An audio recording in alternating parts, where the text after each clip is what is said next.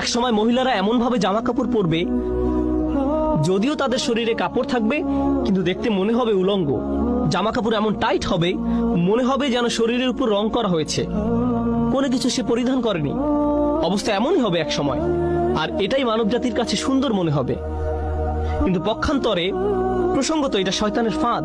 মানব জাতির চূড়ান্ত ব্যর্থতা হবে তখন যখন নির্লজ্জতাকে সুন্দর মনে হবে, উদযাপন করা হবে। প্রসঙ্গত তারা কি করে? এখানে উপস্থিত অনেক যুবক ছেলের জন্য সিয়াম পালন করা অনেক কঠিন মনে হয়, কারণ সে নিজে নিজে প্রতিজ্ঞা করেছে রমজানে সে কোনো মুভি দেখবে না। ওরা আপনাকে মুভি দেখার জন্য কিভাবে প্ররোচিত করে? ওরা ট্রেইলার বানায়, আর এই ট্রেইলার গুলোতে কি দেখানো হয়?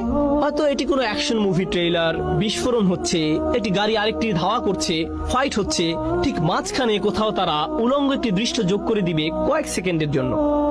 মুভির গল্পের সাথে এর কোনো সম্পর্ক নেই। তারা এটা দিয়ে লোভ দেখায় যেন